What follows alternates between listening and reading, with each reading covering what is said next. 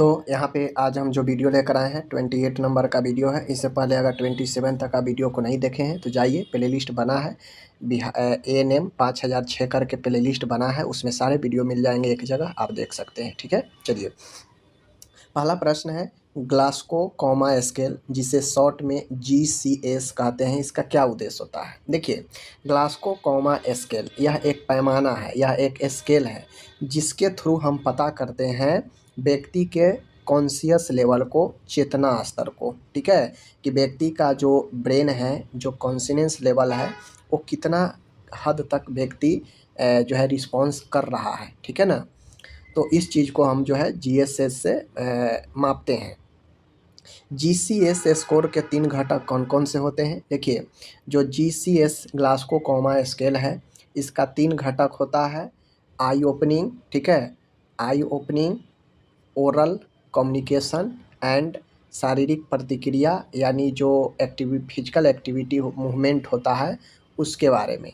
तो आई, ओरल, ठीक है, और मोटर याद रखिएगा। ठीक है, आगे है GCS स्कोर में सबसे अधिक अंक कितने होते हैं।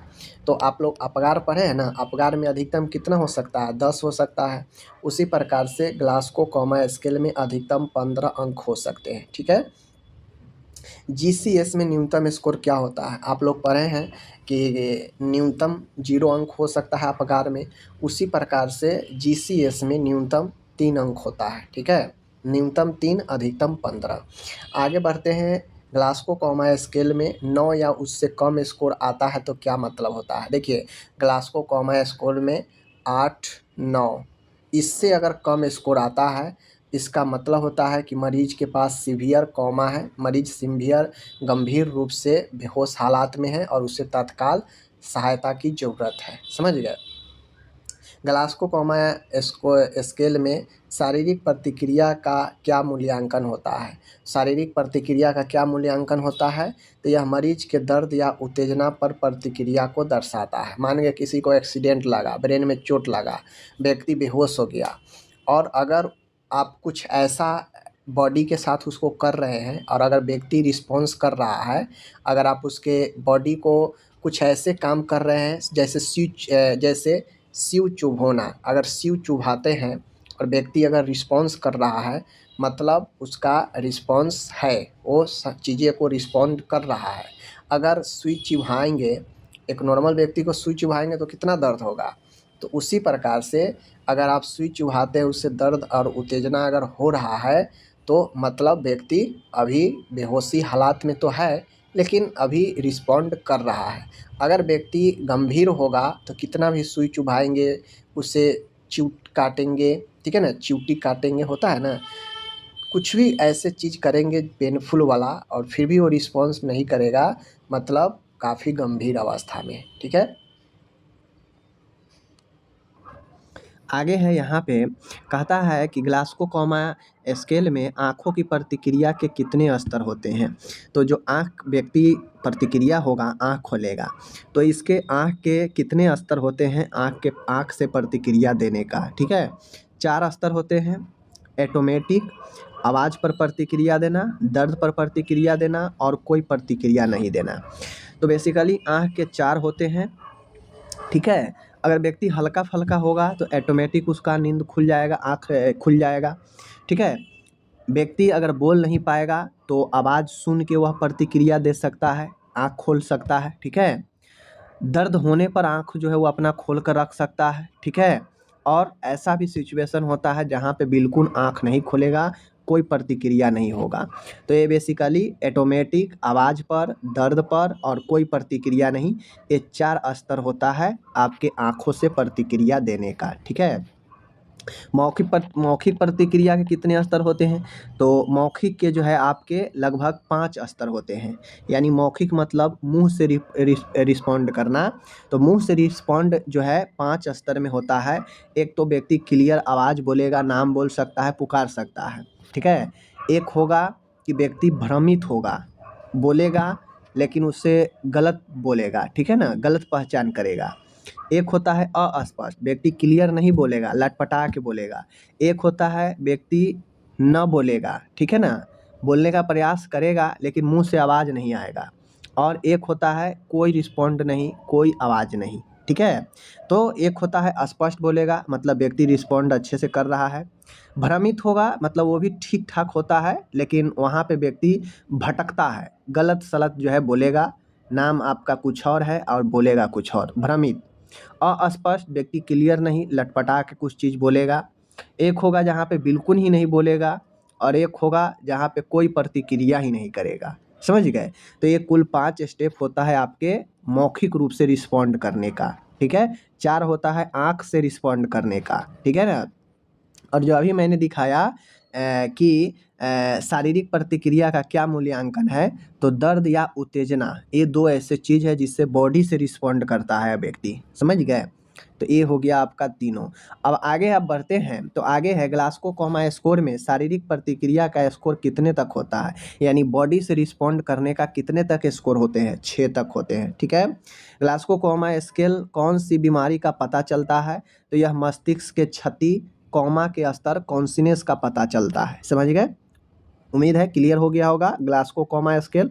चलिए, जो देखने वाले हैं वो ईसीजी, जिसे इलेक्ट्रोकार्डियोग्राम बोलते हैं, इससे हम लोग जो है 10 क्वेश्चन देखेंगे, अच्छे से देखेंगे ईसीजी से रिलेटेड, ठीक है। ईसीजी क्या है? सबसे पहले ईसीजी क्या होता है, तो ईसीजी एक हृदय की विद्युत गतिविधियों का परीक्षण करने के लिए किया जाता है। ईसीजी क्या है, तो ईसीजी हार्ट के जो मूवमेंट होता है, जो गतिविधि होता है, उसको परीक्षण, उसको जांच चेक करने का एक जो है उपकरण होता है, ठीक है। ईसीजी एक उपकरण के द्वारा होता है, समझ लीजिए, ठीक है।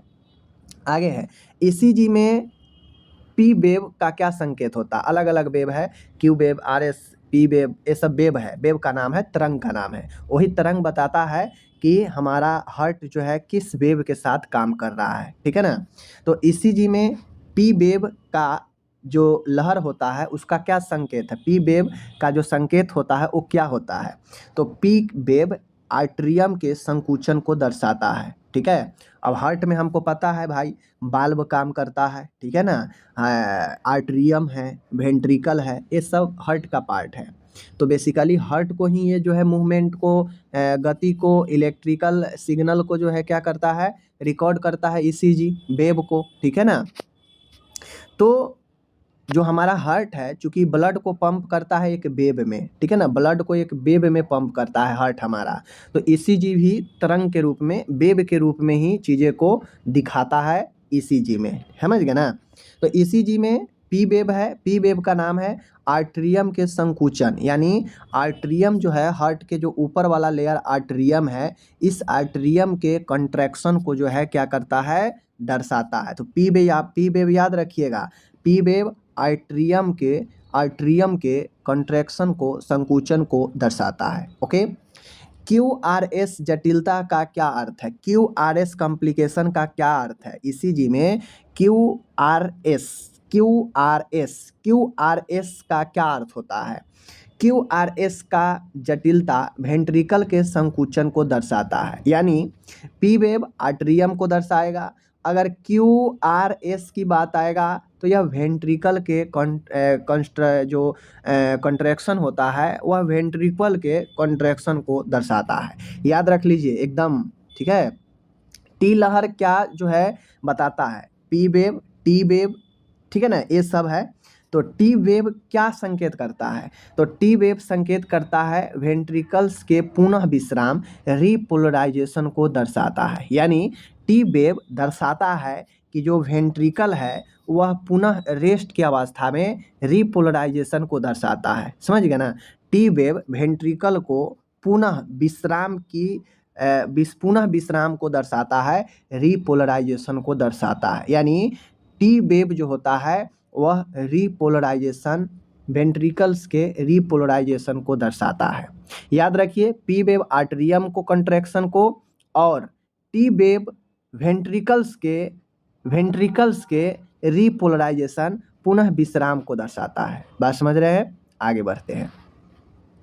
ईसीजी में एसटी सेगमेंट क्या अर्थ है, एसटी सेगमेंट यह हृदय के वेंट्रिकल्स के विश्राम अवस्था को दर्शाता है। अभी ऊपर पढ़े हैं कि टी वेव रीपोलराइजेशन, पुनः विश्राम, पुनः विश्राम यानी फिर से विश्राम को दर्शाता है। कौन? T wave. लेकिन जब एस टी वेव की बात करेगा तो एस टी वेव सीधा विश्राम, सीधा रेस्ट को दर्शाता है, वेंट्रिकल्स को ही। बात समझ रहे हैं? एकदम दिमाग खोल लीजिए, जब तक इस चीज़ को नहीं समझिएगा नहीं, गलत ही होगा। पी वेव हमने पढ़ा कि पी वेव आर्ट्रियम के कॉन्ट्रैक्शन को दर्शाता है। Q R S, Q R S मैंने अभी पढ़ा, क्यू आर एस अभी ऊपर बताया ना, क्यू आर एस यह वेंट्रिकल्स के संकुचन को दर्शाता है। ठीक है, क्यू आर एस तो संकुचन का दोनों समझ गए, पी कहेगा तो आर्ट्रियम, क्यू आर एस कहेगा तो वेंट्रिकल्स। ठीक है, अब आता है टी वेव। तो टी वेव रिपोलराइजेशन को दर्शाता है। किसका रिपोलराइजेशन? वेंट्रिकल्स के रिपोलराइजेशन, वेंट्रिकल्स के पुनः विश्राम को। ठीक है, कौन? T wave. S T segment किस चीज़ को का क्या अर्थ होता है? तो एस टी सेगमेंट का मतलब होता है हृदय में वेंट्रिकल्स की रेस्ट की अवस्था को, विश्राम की अवस्था को। ठीक है, अगर सीधा टी पूछ लेगा तो रिपोलराइजेशन को यानी पुनः विश्राम को, और एस टी दे देगा तो सीधा विश्राम को। बात समझ रहे हैं? दोनों वेंट्रिकल्स के लिए ही। ईसीजी में पीआर अंतराल का समान समय कितना होता है? यानी ईसीजी में पीआर इंटरवल का नॉर्मल टाइम कितना होता है? तो पीआर का जो नॉर्मल टाइम होता है डिफरेंस, वह 0.12 से 0.20 होता है, यानी 0.12 सेकेंड से 0.20 सेकेंड यह अंतराल होता है पीआर इंटरवल का। समझ गए? आगे बढ़ते हैं। ईसीजी में क्यूटी अंतराल, क्यूटी अंतराल क्या होता है? क्यूटी अंतराल का समान समय पूछ रहा है। तो क्यूटी का जो होता है याद रखिएगा 36 से लेकर 44, 0.36 से 0.44 जो है आपको क्या होता है, यह आपको क्यूटी अंतराल है। अब कैसे याद रखेंगे दोनों के समय अंतराल? तो देखिए, पी आर पूछेगा तो आप इतना दिमाग लगाइएगा कि जो क्यूटी वाला है, क्यूटी से पहले पी आर आता है। ठीक है ना, चाहे वो पी हो या आर हो, क्यू और टी दोनों से पहले आएगा। तो दोनों से पहले आएगा मतलब समय भी यहाँ पे दोनों कम लेता है, 12 से 20, यानी 0.12 से 0.20 सेकेंड होगा तो वह पी आर अंतराल होगा, क्योंकि यह क्यूटी से पहले है। और अगर क्यूटी को पूछेगा तो हम जानते हैं कि पी आर से आगे क्यूटी है, तो जाहिर सी बात है यह समय भी ज़्यादा लेगा। तो इस समय कितना है? 0.36 से 0.44 सेकेंड क्यूटी का अंतराल है। बात समझ रहे हैं? चलिए, हो गया। अब यहाँ पे आता है क्वेश्चन, ईसीजी में पी और क्यू आर एस के बीच अंतराल को क्या कहते हैं? अभी मैंने ऊपर पढ़ा कि पी वेव किसको दर्शाता है? आर्ट्रियम को, कंट्रैक्शन को, संकुचन को। क्यू आर एस वेंट्रिकल के संकुचन को। ठीक है, वेंट्रिकल के संकुचन को, यानी आपको पता है कि यह हार्ट है, ऊपर में आर्ट्रियम है, नीचे वेंट्रिकल है, तो आर्ट्रियम के संकुचन को पी वेव दर्शाता है, वेंट्रिकल के संकुचन को क्यू आर एस दर्शाता है। तो दोनों के जो संकुचन है उसमें जो अंतराल होता है उसे क्या कहते हैं? उसे पी आर अंतराल कहते हैं, उसे पी आर अंतराल कहते हैं। और यही पी आर अंतराल का समय कितना है? मैंने अभी बताया, पी आर पहले है क्यूटी से, तो 0.12 सेकेंड से 0.20 सेकेंड यह आर्ट्रियम और वेंट्रिकल दोनों के संकुचन के बीच का समय है। दोनों संकुचन में इतना समय पी आर अंतराल का समय लेता है। बात समझ रहे हैं ना कि कितना संकुचन कर रहा है दोनों। ओके, आगे बढ़िए। ईसीजी में त्वरित अनियमित हृदय धड़कन को क्या कहते हैं? ईसीजी में अचानक से अनियमित हृदय धड़कन को क्या कहते हैं? तो अगर ईसीजी में बहुत तेजी के साथ जो है अनियमित हृदय धड़कन अगर दर्शाए तो इसे अतालिका फाइब्रिलेशन, आर्ट्रियल फाइब्रिलेशन कहलाता है। ठीक है ना, आर्ट्रियम फाइब्रिलेशन कहलाता है। समझ गए? ईसीजी के द्वारा कौन सी हृदय संबंधी समस्या पहचानी जा सकती है? तो ईसीजी के द्वारा अनियमित हृदय धड़कन, हृदय का आक्रमण, हार्ट अटैक और एंजाइना जैसे हृदय से संबंधित बीमारी को पहचाना जा सकता है ईसीजी के द्वारा, क्योंकि यह डायरेक्ट आपको ब्लड पंप करने का जो क्षमता है, जो संकुचन का समय है, उस संकुचन के समय को जो है क्या करता है, आपको डायरेक्टली बताता है कि कितना तेजी के साथ और कितना स्लो ब्लड पंप हो रहा है हार्ट से, और उसी के बेस पर एंजाइना, हार्ट अटैक ये सब आता है। बात समझ रहे हैं? चलिए, कोई भी क्वेश्चन हो, ऐसे क्वेश्चन जो लॉजिकल वाला हो, जब तक उसको 2 बार आप नहीं देखेंगे याद नहीं हो सकता है। मैंने बता दिया कि पी वेव बताता है आर्टरियम के संकुचन को, ठीक है। मैंने बता दिया क्यूआरएस बताता है वेंट्रिकल के संकुचन को, ठीक है ना। मैंने बता दिया, सारा चीज़ बता दिया। तो जब तक आप चीज़ों को नहीं समझेंगे तब तक दिक्कत है, ठीक है ना। अब हम लोग कुछ नर्सिंग प्रिंसिपल से क्वेश्चन देख लेते हैं, जो कि अच्छा है, प्रिंसिपल जानना चाहिए। प्रिंसिपल से क्वेश्चन अब की बार नर्सिंग में काफ़ी ज़्यादा पूछे गए हैं। देखिए, कहता है नर्सिंग का सबसे महत्वपूर्ण सिद्धांत क्या होता है। तो नर्सिंग का सबसे महत्वपूर्ण सिद्धांत अगर नर्सिंग के क्षेत्र में कोई है तो रोगी की देखभाल और नैतिकता। क्योंकि अगर आप नर्स हैं तो आपको इसीलिए नौकरी दिया जाता है क्योंकि आप मरीज को देखभाल कर पाएंगे। तो आपके लिए अगर कोई पूछे एज ए नर्स आपके लिए सबसे सर्वोत्तम कौन होगा, तो मरीज होगा। आपके लिए सबसे सर्वोत्तम मरीज होगा, ना डॉक्टर है ना कोई है, क्योंकि आपको रखा ही जाता है मरीजों की देखरेख सेवा के लिए, ठीक है।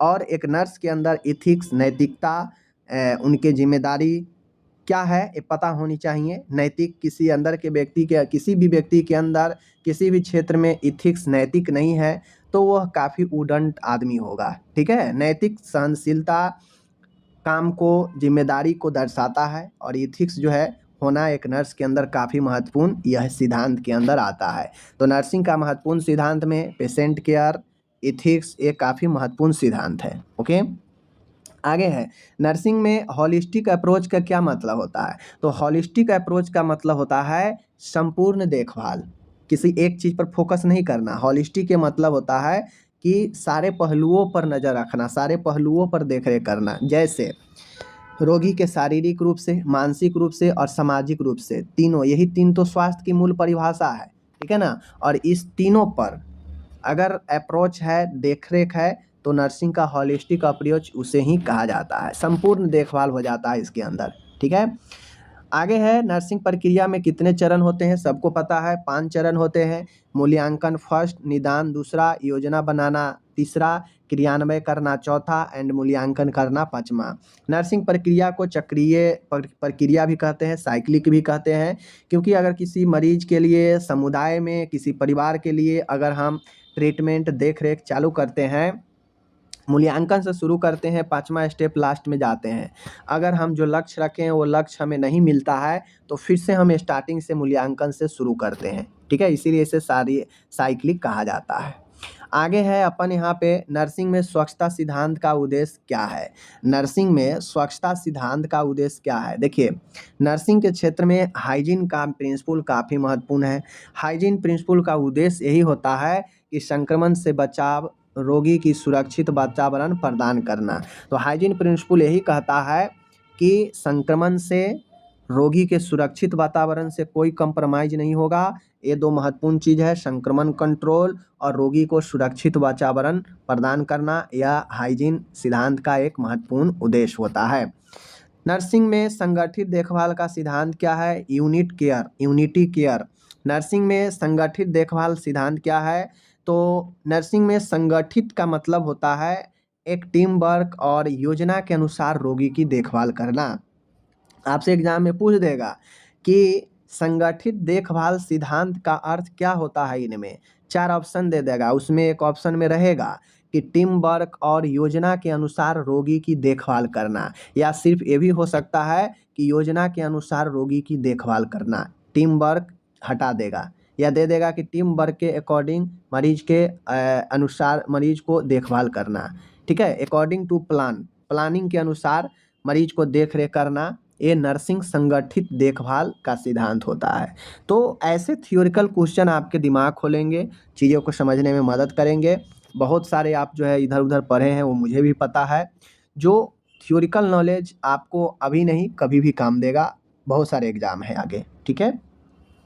आगे है नर्सिंग पेशेवर में इथिक्स का क्या महत्व है। नर्सिंग प्रोफेशन में इथिक्स का क्या महत्व है। देखिए, हर एक क्षेत्र में अपन अपन इथिक्स होता है आदमी का। विदाउट इथिक्स कुछ भी पॉसिबल नहीं है, ठीक है ना। तो आप एक बात ध्यान में रखिए कि जो भी जिस क्षेत्र में काम कर रहा है सब अपने इथिक्स को फॉलो कर रहा है, सबके अंदर नैतिकता होनी चाहिए, ठीक है ना। नैतिक नहीं है तो संभवतः वह मानव नहीं है।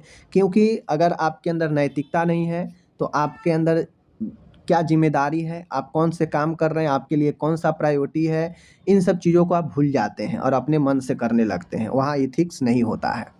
तो नर्सिंग में इथिक्स, नर्सिंग प्रोफेशन में इथिक्स का महत्व है कि यह नर्स को पेशेवर जिम्मेदार बनाता है, न सम्मान देता है और गोपनीयता के साथ काम करने के लिए प्रेरित करता है। समझ गए? एथिक्स आपको अपने मूल्य, आपको वैल्यू को आपको दिखाता है कि आपका क्या वैल्यू है, क्या महत्व है। यही इसीलिए कहता है कि नर्सिंग प्रोफेशन में एथिक्स जिम्मेदारी को, सम्मान को और गोपनीयता को समझाता है, बताता है कि आपका क्या जिम्मेदारी है। समझ गए ना? नर्सिंग केयर में, नर्सिंग में मूल्यांकन का क्या उद्देश्य होता है? सबसे फर्स्ट स्टेप मूल्यांकन ही होता है। तो मूल्यांकन का होता है कि यह सुनिश्चित करना कि इलाज का प्रभावी सही तरीके से हो रहा है या नहीं। मूल्यांकन सबसे लास्ट होता है, आकलन सबसे फर्स्ट होता है। मूल्यांकन इवैल्यूएशन जो होता है, एज फॉर एग्जांपल आप समझिए, ए स्टूडेंट है, उसने 10th का एग्ज़ाम दिया, कहीं पे वो क्रॉस लग गया, फेल कर गया, तो बहुत ज़्यादा आकलन मूल्यांकन करता है, अपने आप को इवैल्यूएट करता है कि मैंने तो इतना पेपर बना के आया था, कम नंबर कैसे आ गया। तो मूल्यांकन बेसिकली आपके तैयारी को, आपके प्रभावशीलता को जांचने का एक तरीका है जिससे जांच सकते हैं। ठीक है ना? हर काम का मूल्यांकन होता है, बिजनेस होता है वहाँ भी घाटा नाफा का मूल्यांकन होता है। तो हर सेक्टर में मूल्यांकन होता है।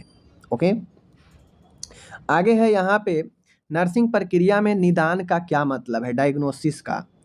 तो निदान का मतलब होता है यह रोगी की समस्या और उसकी स्थिति का मूल्यांकन करना। निदान का मतलब होता है कि रोगी की समस्या क्या है भाई और उसका स्थिति क्या है, इसको जांचना नर्सिंग निदान होता है। ठीक है ना? ज़रूरत क्या है, इस चीज़ तय किया जाता है। नर्सिंग में सकारात्मक सहयोग का क्या मतलब होता है? सकारात्मक, पॉजिटिव हेल्प। सकारात्मक सहयोग का मतलब होता है रोगी और स्वास्थ्य टीम के साथ मिलकर काम करना। जब तक आपके अंदर पॉजिटिविटी नहीं होगा तब तक आप किसी के साथ साथ मिल के काम नहीं करेंगे, अलग अलग अपना अपना ही रुतबा में चलेंगे। तो सकारात्मक सहयोग का मतलब होता है कि साथ मिलकर काम करना, एक टीम वर्क के रूप में मिलजुल कर काम करना। ठीक है? नर्सिंग में संवेदनशीलता का क्या महत्व है? बहुत इंपॉर्टेंट है संवेदनशीलता। ठीक है ना? अगर मान गए किसी व्यक्ति के अंदर से जो है संवेदनशीलता नहीं है, यह रोगी के भावनाओं और मानसिक स्थिति को समझने और समर्थन देने में मदद करता है। संवेदनशील का मतलब होता है कि आप उसके प्रति कितना ज़्यादा सेंसिटिविटी है, आप कितना एक्टिव है, आपको लगाव है, आप कितना संवेदन है उस चीज़ के प्रति। संवेदनशीलता का महत्व ये है कि नर्सिंग में नर्स को मरीज के प्रति क्या भावना है, कितना मरीज को समझ रहा है, ये मदद करता है। ठीक है ना? तो संवेदनशीलता एक महत्वपूर्ण चीज़ है। ओके, चलिए आगे बढ़ते हैं। अब यहाँ पे हम कुछ क्वेश्चन डॉट्स से रिलेटेड देखेंगे। हो सकता है आपके एग्जाम में direct observe treatment short course से क्वेश्चन पूछ दे, तो 10 क्वेश्चन डॉट्स से भी हम लोग देखते हैं। देखिए डॉट्स में आप यहाँ पे देखेंगे तो डॉट्स क्या है, फुल फॉर्म बता दिया ऊपर में मैंने, हो सकता है आपसे फुल फॉर्म भी पूछ ले। तो डॉट्स एक उपचार का योजना है, डॉट्स कोई उपकरण नहीं है, डॉट्स कोई दवाई का नाम नहीं है। ठीक है? डॉट्स एक प्रकार से दवाइयों का कोर्स होता है, इसमें योजना बनाया जाता है, कोर्स तैयार किया जाता है जिसका उद्देश्य होता है टीबी के मरीजों को इलाज करना। ठीक है ना? इलाज में सफल करना। डॉट्स में दवाइयाँ किस प्रकार दी जाती है? देखिए डॉट्स का नाम ही है direct observe treatment short course, यानी डायरेक्ट ऑब्जर्व यानी प्रत्यक्ष रूप से सामने में दवाइयाँ दी जाती है। ऐसे अगर नॉर्मल समस्या हो आदमी को तो दवाई दे देता है, व्यक्ति को समझा दिया जाता है कि ऐसे ऐसे 2 बार 1 बार करके लेना है, मरीज आके अपना समझ के लेने लगता है। लेकिन डॉट्स एक ऐसा दवाई, डॉट्स के अंदर ऐसे दवाई होते हैं जिसको स्वास्थ्य कार्यकर्ता के प्रत्यक्ष सामने डायरेक्ट जो है दिया जाता है। सामने में दवाइयाँ प्रत्यक्ष पर्यवेक्षण के तहत दी जाती है जहाँ पे साइड इफ़ेक्ट वगैरह का ऑब्जर्व किया जाता है स्वास्थ्य कार्यकर्ता के द्वारा और उनके सामने मरीज को दवाइयाँ दी जाती है। समझ गए ना? डॉट्स में कितनी दवाइयाँ दी जाती है? देखिए डॉट्स में बेसिकली आप याद रखिए, यहाँ पे मैं बता दूँ, याद रखिए, मैं एक चीज़ बता देता हूँ। RISE ये 4 दवाइयाँ महत्वपूर्ण है। R फोर होता है रिफाम्सिन, I फोर होता है आइसोनिजाइड, ठीक है। S फोर होता है स्ट्रेप्टोमाइसिन, ठीक है। E फोर होता है इथाम्बुटॉल, ठीक है। और P होता है पैराजिनामाइड। प्राइस करके याद रखिएगा, PRISE, ठीक है ना। यह प्राइस याद रखिएगा तो आप जो है डॉट्स में जो जो दवाइयाँ दी जाती है आप उसको याद कर सकते हैं, ठीक है। प्राइस P वाला पैराजिनामाइड, R रिफाम्सिन, I आइसोनिजाइड, S स्ट्रेप्टोमाइसिन जो कि इसमें नहीं दिया है, और E मतलब होता है इथाम्बुटॉल। ये प्राइस करके याद रखिएगा तो पांचों याद हो जाएगा। ओके, आगे बढ़ते हैं। आगे है डॉट्स योजना किसके लिए है? तो डॉट्स योजना ट्यूबरकुलोसिस के इलाज के लिए है। डॉट्स का मुख्य उद्देश्य क्या है भाई?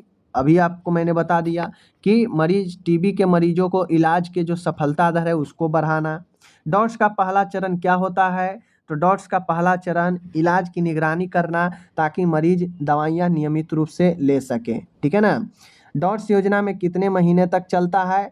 तो सामान्यतः यह 6 महीने तक चलते हैं, लेकिन ये डिपेंड करता है मरीज की स्थिति के अनुसार। यह आप आगे बढ़ भी सकता है, तो 6 से 9 महीने तक जो है इसका अवधि चलता है। ओके, आगे है डॉट्स के तहत इलाज न करने के क्या परिणाम हो सकता है? तो मल्टी ड्रग रेसिस्टेंट टीबी, ठीक है, की समस्या पैदा हो सकता है, यानी जो टीबी है अन्य अंगों तक फैल सकता है नहीं इलाज कराने पर।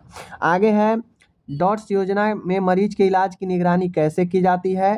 तो मरीज की दवाइयाँ एक स्वास्थ्य कार्यकर्ता के द्वारा देखी जाती है और सुनिश्चित किया जाता है कि दवाइयाँ सही समय पर ली जाए। देखिए डॉट्स जो दवाई दिया जाता है उसमें कॉम्बिनेशन होता है, सीरियल वाइज दवाइयाँ उसमें लेनी पड़ती है, ठीक है ना। और हर एक सप्ताह जो है सेंटर पर जाना पड़ता है, दवाइयाँ मिलता है, मरीज को दिया जाता है और उसका एक पैक आता है, वो पैक वापस करने पर ही फिर से नया दवाई मिलता है, समझ गए ना। डॉट्स योजना का उद्देश्य क्या है? वही चीज़ें है भाई, टीबी को पूर्णतः और संक्रमण से लड़ना, ख़त्म करना टीबी को, तो ये सब है।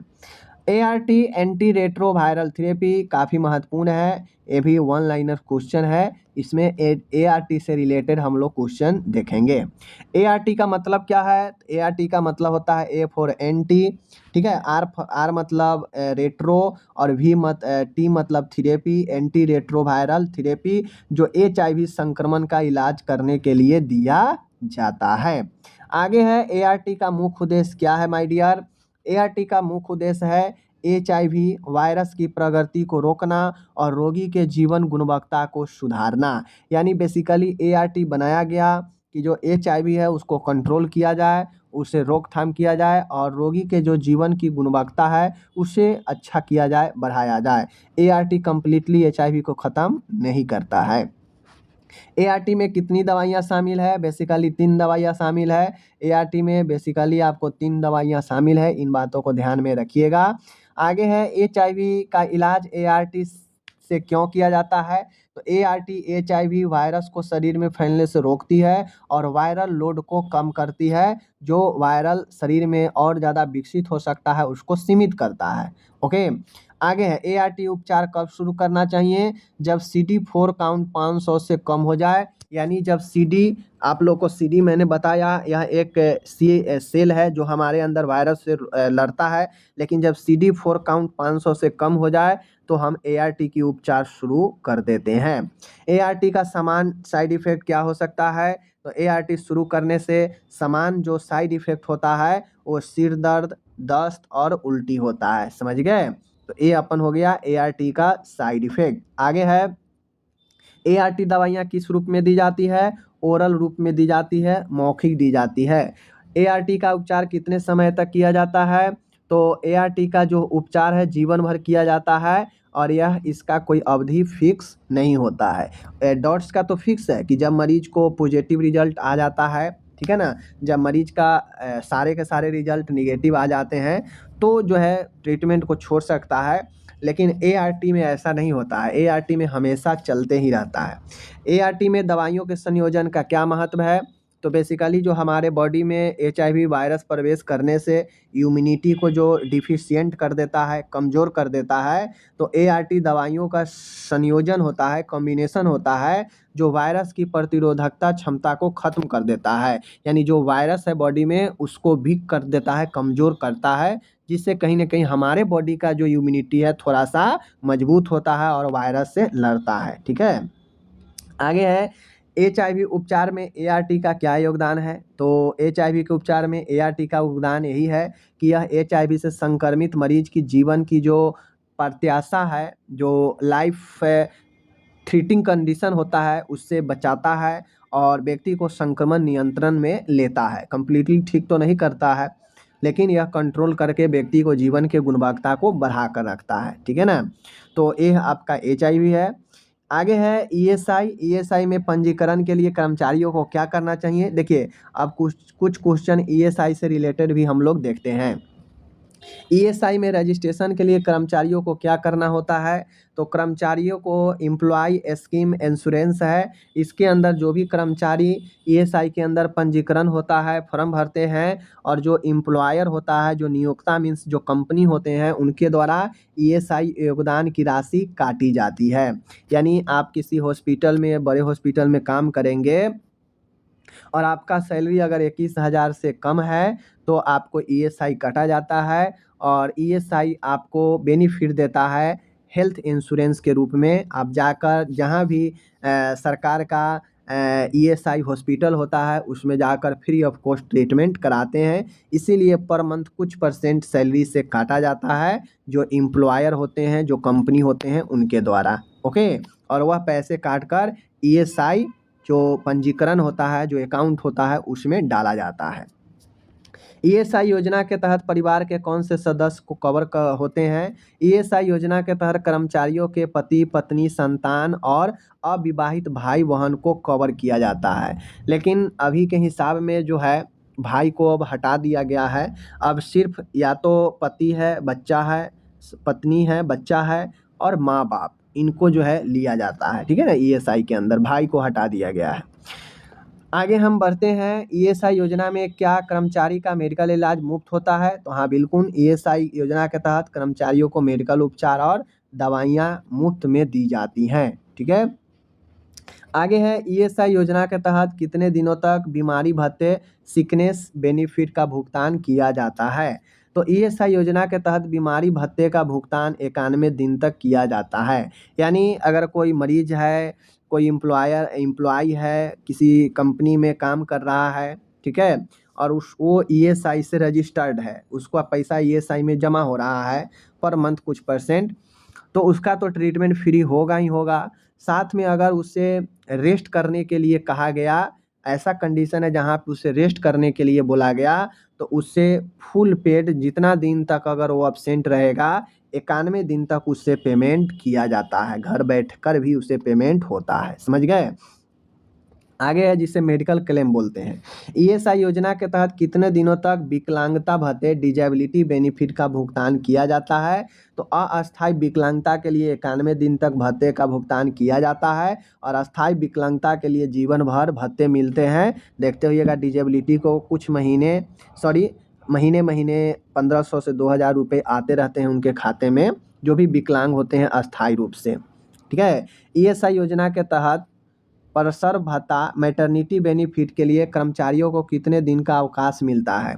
ईएसआई के अंदर जो भी महिला रजिस्टर्ड होती है, ईएसआई योजना के तहत प्रसव भत्ता के लिए कर्मचारियों को 12 सप्ताह अवकाश मिलता है। 6 सप्ताह पहले और 6 सप्ताह बाद में मिलता है। ठीक है? 12 सप्ताह का योगदान ये जो है मिलता है, तो इन यानी 42 सप्ताह का पैसा जो है आपको ईएसआई से दिया जाता है। बात समझ गए ना?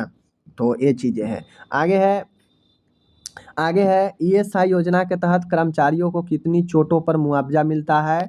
तो ईएसआई योजना के तहत कार्यस्थल पर चोट या दुर्घटनाग्रस्त पर मुआवजा दिया जाता है, जो विकलांगता की स्थिति पर निर्भर होता है कि व्यक्ति कितना ज़्यादा गंभीर सिचुएशन में है, उस हिसाब से तय होता है उनका राशि, जो ईएसआई के द्वारा दिया जाता है। ईएसआई कार्ड के माध्यम से कर्मचारी को क्या लाभ मिलता है? तो जिसको भी ईएसआई कार्ड मिला होता है, कहीं काम करते हैं तो मिलता है, तो ईएसआई कार्ड के माध्यम से कर्मचारी को मेडिकल सुविधा तो मिलता ही है इलाज कराने के लिए। चोट या बीमारी पर भत्ते, यानी चोट या बीमारी हो जाए, व्यक्ति काम करने वाला नहीं हो तो उसे घर लीव के दौरान भी पैसे मिलते हैं, और अस्पताल में भर्ती का भी लाभ मिलता है। ठीक है, आगे है ईएसआई योजना की शुरुआत कब हुई? तो ईएसआई योजना की शुरुआत 1952 में भारत सरकार द्वारा की गई थी। ठीक है, आगे बढ़ते हैं। ईएसआई के अंतर्गत कर्मचारियों की सैलरी की सीमा क्या होती है? मैंने अभी ऊपर बताया कि 21,000 तक के मासिक सैलरी वाले कर्मचारी जो भी होते हैं उनको ईएसआई कवर करता है।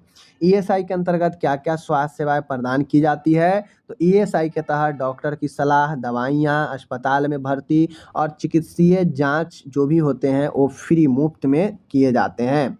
आगे है ईएसआई योजना के तहत कर्मचारियों को बीमार होने पर क्या लाभ मिलता है? तो कर्मचारी को साधारण बीमारी के लिए सभी चिकित्साएं सेवा और बीमारी भत्ता मिलता है मुफ्त में। ठीक है, ईएसआई में चोट लगने पर कर्मचारियों को क्या फायदा होता है? ट्रॉमा होने पर यदि कर्मचारी को कार्यस्थल पर चोट लगती है और तो उससे चोट से संबंधित भत्ते, मुआवजा और चिकित्सा उपचार फ्री में मिलता है। आगे है प्रसव भत्ता प्राप्त करने के लिए कर्मचारी को जो है किन शर्तों को पूरा करना पड़ता है? यानी डिलीवरी प्रसव के लिए अगर कोई महिला क्लेम करती है, प्रसव भत्ता प्राप्त करने के लिए कर्मचारी को कम से कम 80 दिन की ईएसआई योगदान अवधि पूरी करनी होती है। यानी अगर कोई डिलीवरी के लिए क्लेम करती है तो ऐसा नहीं है कि आज वो ईएसआई के साथ रजिस्टर करवा ली और 2 महीने के बाद जो है वो क्लेम करेगी कि भाई हमें प्रेगनेंसी है, हमें छुट्टी दिया जाए और इसका पैसा दिया जाए। तो नहीं, कम से कम 80 दिन, यानी यूँ कहा जाए 6 महीने, ठीक है ना, 6 महीने नहीं 80 दिन का जो ईएसआई का योगदान होता है वो अवधि आपको पूरा करना पड़ेगा, तभी जाके जो है प्रसव के लिए मिलता है। आगे है ईएसआई का लाभ कौन से कर्मचारी को मिलता है भाई? अभी मैंने बता दिया, ठीक है ना, सारा बता दिया। आगे है ईएसआई योजना में कर्मचारी और नियोक्ता का योगदान क्या होता है? तो ईएसआई जो योजना है उसमें आपका जो सैलरी है, आपके सैलरी से 0.75% काटा जाता है, और जो नियोक्ता होते हैं, जो आपको जो रखा है काम पर, वो काम कर रखने वाले कंपनी 3.25% देता है। दोनों को ऐड कर दीजिएगा तो 4% आपको पर महीने जमा होता है ईएसआई के अकाउंट में। आगे है ईएसआई के तहत किस प्रकार के विकलांगता कवर की जाती है? तो ईएसआई के तहत अस्थायी, अस्थायी और कार्यस्थल पर चोट से संबंधित विकलांगताएं जो है कवर की जाती है। ईएसआई कार्ड के लिए आवेदन कैसे किया जाता है? तो ईएसआई के लिए कर्मचारी को अपने नियोक्ता के माध्यम से ईएसआई पंजीकरण करवाना होता है और इसके बाद ईएसआई कार्ड प्राप्त किया जा सकता है। यानी जैसे ही आप किसी कंपनी में हायर होते हैं हॉस्पिटल में, तो आपको वहाँ पे जो हॉस्पिटल है, जो ऑर्गेनाइजेशन है, वो आपको जो है ईएसआई रजिस्टर करके कार्ड देता है। ठीक है, आगे है ईएसआई योजना में अगर मृत्यु हो जाए तो क्या लाभ मिलता है? तो यदि कर्मचारी की मृत्यु कार्यस्थल पर दुर्घटना के कारण हो जाए तो कर्मचारी के परिवार को मृत्यु भत्ता और विधवाओं को पेंशन मिलती है ईएसआई के अंदर। ओके, चलिए आगे बढ़ते हैं। अब आगे है भाई कि अडॉप्टिव हाइपरकोलेस्टेरोमिया एक जन्मजात विकार है जिसमें रक्त में उच्च कोलेस्ट्रॉल हो जाता है। समझिएगा, अब जो हम लोग कुछ क्वेश्चन देखेंगे वो कॉन्जिनेंटल डिसऑर्डर से रिलेटेड, जन्मजात से संबंधित कुछ बीमारियां देखेंगे जो बच्चे में जन्म से ही होता है। तो अडॉप्टिव हाइपरकोलेस्टेरोलेमिया एक जन्मजात विकार है जिसमें रक्त में उच्च कोलेस्ट्रॉल की मात्रा बच्चे से ही जन्म से ही होता है। ठीक है, प्री मैच्योर जन्म के कारण बच्चे को सांस लेने की समस्या और जन्मजात विकार होता है। प्री मैच्योर का मतलब होता है कि समय से पहले ही बच्चा का जन्म ले लेना प्री मैच्योर होता है। इसमें होता यह है कि बच्चे को सांस लेने में समस्या और कुछ जन्मजात विकार हो सकते हैं बच्चे में। ठीक है, आगे है एंडोक्राइन डिसऑर्डर कॉन्जिनेंटल हाइपोथायराइडिज्म में थायराइड ग्रंथि काम नहीं करती है जिससे शारीरिक और मानसिक विकास प्रभावित हो जाता है। देखिए, जो थायराइड है बहुत इंपॉर्टेंट हार्मोन है, मेटाबॉलिज्म से लेकर आपके जीनेटल ऑर्गेन से लेकर मसल से लेकर काफ़ी महत्वपूर्ण भूमिका निभाता है इन सब के विकास में। तो एंडोक्राइन डिसऑर्डर का मतलब होता है अंतःस्रावी समस्याएं, ठीक है ना। उसमें जो थायराइड ग्रंथि काम नहीं करता है, उसमें शारीरिक और मानसिक विकास प्रभावित होता है। बात समझ लीजिए, ठीक है। आगे बढ़ता हूँ। आगे है एक्स लिंक्ड एंटी, ठीक है ना। एक्स लिंक्ड एड्रेनो ल्यूकोडाइस्ट्रोफी एक आनुवांशिक विकार है जिसमें तंत्रिका तंतु नुकसान का शिकार होते हैं। एक्स लिंक्ड एड्रीनो ल्यूकोडिस्ट्रोफी एक ऐसी आनुवांशिक जेनेटिक्स विकार है, ठीक है ना, जिसमें तंत्रिका तंतु नर्व टिश्यू जो है नुकसान होते हैं, नर्व फाइबर नुकसान होते हैं। और अर्थोग्रिपोसिस एक जन्मजात विकार है जिसमें जोड़ों की गतिशीलता सीमित होती है। यानी अर्थोग्रिपोसिस ग्रिप नहीं बन पाता है। जब ग्रिप नहीं बनेगा तो जो मोबिलिटी है, जो मूवमेंट है जॉइंट में, वो सही से नहीं हो पाएगा। तो अर्थोग्रिपोसिस एक जन्मजात बीमारी है जिसमें बच्चा का ज्वाइंट सही से मूवमेंट नहीं हो पाता है, सीमित हो जाता है। कंजिनेंटल हाइपरग्लाइसेमिया में बच्चों के रक्त शर्करा का बहुत कम होता है जिससे तंत्रिका तंतु में समस्या हो जाता है। अब हाइपोग्लाइसेमिया है, मैंने कई बार बता रखा है, हाइपो मतलब कम, ग्लाइसेमिया ग्लूकोज को बताते हैं। तो जब आपके बॉडी में ग्लूकोज का लेवल बहुत कम हो जाता है तो तंत्रिका तंतु में समस्या होने लगती है। आगे है कंजिनेंटल ब्रोंकोपल्मोनरी डिस्प्लेसिया बीपीडी में नवजात शिशु के फेफड़ों की विकृति होती है, फेफड़ों की समस्या होती है, जिसे कंजिनेंटल ब्रोंकोपल्मोनरी डिस्प्लेसिया बोलते हैं।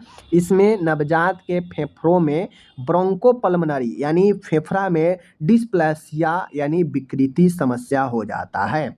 कंजिनेंटल एपिलेप्सी एक जन्मजात तंत्रिकीय विकार है जिसमें बच्चों को मिर्गी या दौरे आते हैं। एपिलेप्सी का मतलब ही होता है मिर्गी या दौरा, और यह मिर्गी और दौरा एक क्या है, आपका तंत्रिकीय विकार है, यानी यह नर्वस डिसऑर्डर है, नर्वस सिस्टम का डिसऑर्डर है, ठीक है। आगे है यहाँ पे देख लीजिए फेनाइल केटोन्यूरिया में शरीर फेनेलएनिन नामक एमिनो एसिड को सही तरीके से मेटाबॉलिज्म नहीं कर पाता है। फेनाइल केटोन्यूरिया में शरीर जो है फेनाइल नामक एमिनो एसिड को सही तरीके से चयापचय नहीं कर पाता है, मेटाबॉलिज्म नहीं कर पाता है। आगे है यहाँ पे हाइड्रोसिफलस में मस्तिष्क के चारों ओर में तरल पदार्थ का अधिक गहन हो जाता है जिससे मस्तिष्क में दबाव बनता है। तो मस्तिष्क के चारों ओर पानी इकट्ठा हो जाता है, तरल इकट्ठा हो जाता है, उसे हाइड्रोसिफलस कहते हैं, जिससे ब्रेन में दबाव लगता है। बात समझ गए? चलिए